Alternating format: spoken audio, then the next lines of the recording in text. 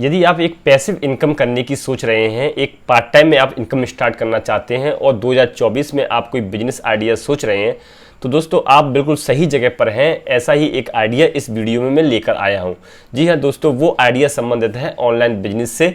यानी हम फ्लिपकार्ट पर जैसे आप शॉपिंग करते हैं, प्रोडक्ट मंगाते हैं, ऐसे ही दोस्तों फ्लिपकार्ट पर एज अ सेलर आप रजिस्टर्ड होकर अपने प्रोडक्ट सेल कर सकते हैं और दोस्तों उस पर आप अच्छा खासा जो है पैसा बना सकते हैं, वो भी अपने घर बैठे और बिना किसी ज़्यादा खास इन्वेस्टमेंट के।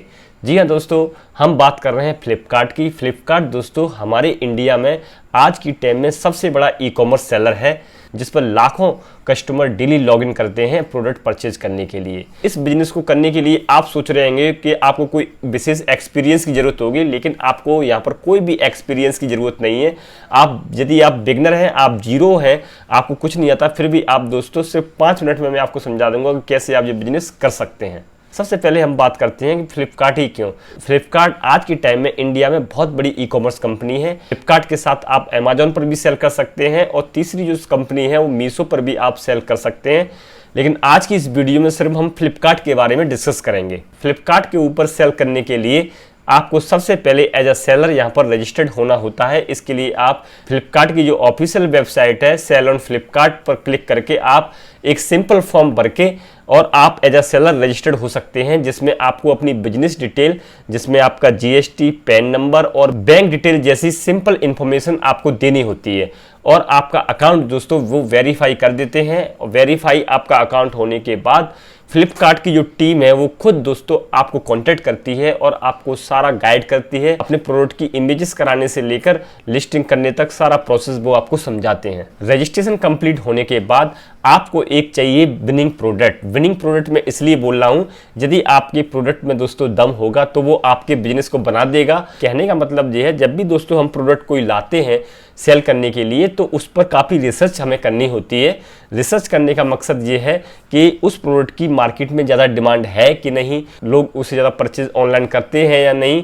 तो इस तरह आपको रिसर्च करनी होती है और आपको एक ऐसा प्रोडक्ट ढूंढ के लाना होता है जिसकी मार्केट में डिमांड ज़्यादा हो। प्रोडक्ट को रिसर्च करते समय बस आपको ध्यान देने वाली बात यह है कि आपको ये ध्यान रखना है कि आपका जो प्रॉफिट मार्जिन है वो ज़्यादा होना चाहिए और कंपटीशन जो है उस प्रोडक्ट का लो हो। यानी कि जो प्रोडक्ट आप लॉन्च करने वाले हैं मेक श्योर कीजिए कि उस पर फ्लिपकार्ट के ऊपर ज़्यादा सेलर उस प्रोडक्ट को ना सेल कर रहे हों, और या फिर आप जो सेल हो रहे हैं प्रोडक्ट उनसे हटके के आप यूनिक ला सकते हैं उस कैटेगरी में। वो आपको थोड़ा रिसर्च वाला पार्ट है जो आपको अपने हैंड से करना होगा। प्रोडक्ट को चुनने के बाद दोस्तों अब बारी आती है प्रोडक्ट को लिस्ट करने की। प्रोडक्ट लिस्टिंग करते समय बहुत सारे सेलर हैं दोस्तों वो गलती कर जाते हैं। तो आपको यदि ये वीडियो आप देख रहे हैं तो ये मैं आपको बातें बता रहा हूँ, इनको आप गांठ बांध लीजिए और ये गलती आप ना करना। स्टार्टिंग में बहुत सारे सेलर जो इमेजेस कराते हैं वो दोस्तों ठीक ठाक नहीं होती है उनकी इमेजेस। तो आप मेक श्योर कीजिए अपने प्रोडक्ट की जो इमेजेस हैं हाई क्वालिटी प्रोफेशनल से कराइए, जो स्पेशली ई कॉमर्स वाली जो प्रोडक्ट की फोटोग्राफी का उन्हें अनुभव हो। उन लोगों से आप अपने प्रोडक्ट की फर्स्ट लिस्टिंग कर रहे हैं तो इमेजेस उनसे बनाइए, जिससे कस्टमर है जो दोस्तों आपकी लिस्टिंग के ऊपर अट्रैक्टिव हो। और कैची टाइटल डालिए, जो भी आप प्रोडक्ट का टाइटल डालेंगे वो थोड़ा ऐसा रखिए जो जनरली सब लोग उसे उस नाम से टाइप करके सर्च करते हो फ्लिपकार्ट के ऊपर। डिस्क्रिप्शन डालते समय प्रोडक्ट की हर एक जो बारीक डिटेल जो कस्टमर पढ़कर परचेज करता है वो वहाँ पर आपको मेंशन होनी चाहिए। स्टार्टिंग में आप जो है प्राइसिंग इतनी ज़्यादा मत रख दीजिएगा जिससे कि आपकी जो सेल है वो आए ही ना, क्योंकि दोस्तों कंपिटिटिव आपको प्राइसिंग रखनी है। बहुत सारे सेलर ऑलरेडी सेल कर रहे होंगे तो आपको कंपिटिटिव प्राइसिंग रखनी है। क्वांटिटी में दोस्तों आपको गेम खेलना है, तो ध्यान रखिए यदि आप प्राइसिंग हाई कर देंगे तो आपको ऑर्डर नहीं आएंगे। लेकिन आपको प्राइसिंग इतनी भी हाई नहीं करनी है और इतनी भी लो नहीं करनी है कि आप दोस्तों घाटे में चले जाएं। तो आप अपनी कैलकुलेशन बहुत अच्छे ढंग से कर लेना। लिस्टिंग करने के बाद आपकी जो लिस्टिंग है वो नई होती है, उस पर ट्रैफिक और विजिबिलिटी लो होती है। इतनी जल्दी आपको स्टार्टिंग में ऑर्डर नहीं आएंगे। तो आपको दोस्तों कैंपेनिंग एडवर्टाइजमेंट आपको अपनी लिस्टिंग के ऊपर लगाने हैं। फ्लिपकार्ट के जो स्पॉन्सर्स ऐड है वो दोस्तों अपनी लिस्टिंग के ऊपर चलाने हैं। चाहे स्टार्टिंग में आप बेशक 200 रुपये का ऐड लगा देना।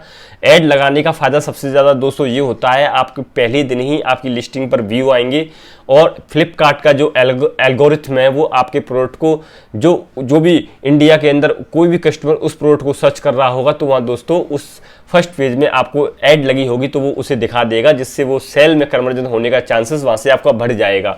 तो दोस्तों ऐड, कैंपेन और प्रमोशन ये टूल ऐसे हैं जो आपको फर्स्ट डे से आपको ऑर्डर दिला सकते हैं, तो इन्हें लगाने दोस्तों मत भूलिएगा।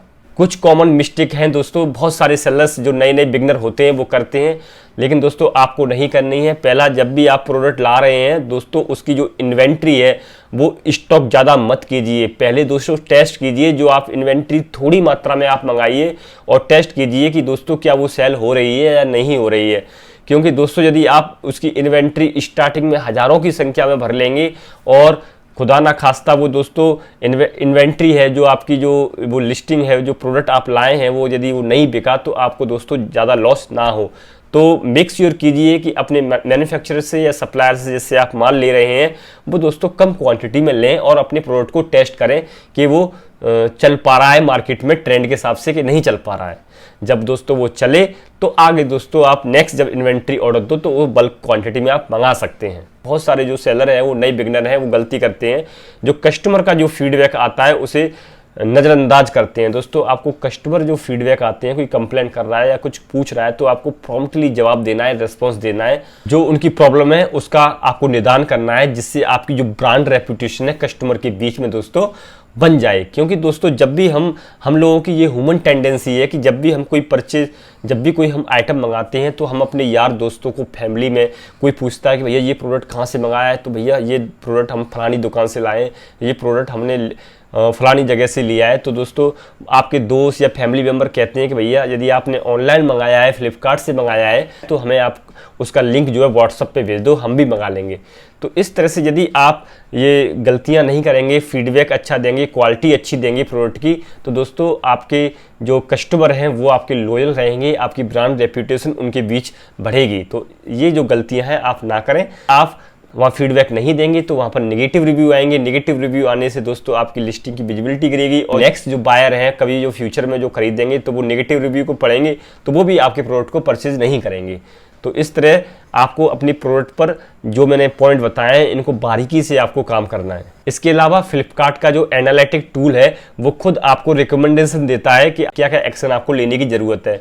तो वहाँ कभी कभी प्राइसिंग का रिकमेंडेशन देता है कि आप प्राइसिंग इतनी कर लो, क्योंकि और जो सेलर हैं इसी कैटेगरी में वो इस प्राइसिंग में बेच रहे हैं तो आप उनको ज़्यादा ऑर्डर आ रहे हैं। तो आप वहाँ यदि उनकी रिकमेंडेशन वो एक्सेप्ट करते हैं तो वहाँ थोड़ा ध्यान देने की बात है। आप अपने सारे खर्चे, अपने प्रॉफिट मार्जिन जितना आप चाहते हैं वो सब कैलकुलेशन कर लेना। यदि आपको कुछ बच रहा हो, पैसा वहाँ बचत हो रही हो, तभी उस रिकमेंडेशन को, प्राइसिंग वाली रिकमेंडेशन को आपको एक्सेप्ट करना है। इसके अलावा वो कैंपेन, प्रमोशनल के भी वहाँ पर रिकमेंडेशन आते रहते हैं, तो वहाँ उनको आप एक्सेप्ट करके और जो फ्लिपकार्ट का जो एल्गोरिथम है उनके अकॉर्डिंग वो आप अपनी लिस्टिंग को इम्प्रूव कर सकते हैं और सेल अपनी बढ़ा सकते हैं। तो इस तरह से दोस्तों आप एक प्रोडक्ट लाकर और उसे फ्लिपकार्ट पर लिस्ट करके अपनी आप साइड में एक पैसिव इनकम जनरेट कर सकते हैं और इसी बिजनेस को दोस्तों आप फ्यूचर में बड़ा कर सकते हैं। Are you ready to start e commerce business? हमें कमेंट करके जरूर बताइए। आपसे एक छोटी सी रिक्वेस्ट है, आप हमारे यूट्यूब चैनल पर नए हैं तो दोस्तों प्लीज़ हमारे यूट्यूब चैनल ई कॉम मानवी को सब्सक्राइब कर दीजिए। ये आपके लिए छोटी सी बात है लेकिन इससे हमें काफ़ी मोटिवेशन मिलता है इस तरह की वीडियो बनाने में। यदि आपका ई कॉमर्स से संबंधित कोई सवाल है तो आप हमें नीचे कमेंट करके बता सकते हैं